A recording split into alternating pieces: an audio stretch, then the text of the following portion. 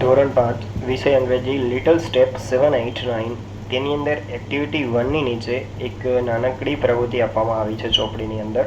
તેની અંદર નિશાની પ્રમાણે ચિત્રમાં રંગ પૂરવાના છે અને ઉદાહરણ પ્રમાણે નીચેની ખાલી જગ્યા પૂરવાની છે. તો સૌપ્રથમ એક બોલનું ચિત્ર છે અને એક્ઝામ્પલ આપેલું છે ધીસ ઇઝ અ બ્લેક બોલ. બરાબર. અને તો બ્લેક બોલ છે કાળો દડો, તો અહીંયા આપણે કયો રંગ પૂરવાનો છે? બ્લેક એટલે કે કાળો. ત્યારબાદ પર્સ છે જેની વચ્ચે ઓ લખેલો છે, તો અહીંયા શું આવશે? This is an orange purse. તો આ કેવું? કેસરી પર્સ છે. તો પર્સની અંદર કેવો રંગ આવશે? ઓરેન્જ એટલે કે કેસરી. ત્યારબાદ એક પતંગ છે જેની અંદર આર લખેલો છે, તો શું આવશે? This is a red kite. આ કેવું પતંગ છે? લાલ. તો અંદર કેવો રંગ પૂરવાનો છે? રેડ અથવા તો એટલે કે લાલ. એક ફૂલ છે જેની વચ્ચે વાય લખેલો છે, પાંદડામાં જી છે અને અહીંયા આર છે, તો વચ્ચે પીળો, પાંદડામાં લીલો અને અહીંયા લાલ કલર આવશે.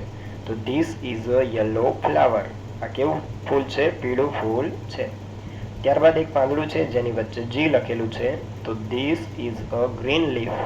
ગ્રીન એટલે લીલું, ધીસ એટલે આ, ઇઝ એટલે છે, તો લીફ એટલે પાંદડું. તો આ કેવું પાંદડું છે? લીલું પાંદડું છે. એક મોબાઈલ છે જેની વચ્ચે બી કે લખેલું છે, તો this is a black mobile. This is એટલે આ છે, બ્લેક એટલે કાળો અને મોબાઈલ એટલે મોબાઈલ. તો કેવો મોબાઈલ છે? આ કાળો મોબાઈલ છે. તો મોબાઈલની અંદર આપણે કેવો રંગ પૂરવાનો છે? બ્લેક એટલે કે કાળો.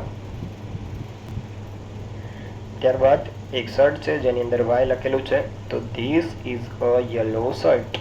યલો એટલે પીળો, શર્ટ એટલે શર્ટ, ધીસ ઇઝ એટલે આ છે, this is a yellow shirt એટલે આ કેવું શર્ટ છે? પીળું શર્ટ છે. તો અહીંયા કેવો કલર પૂરવાનો છે ચોપડીની અંદર?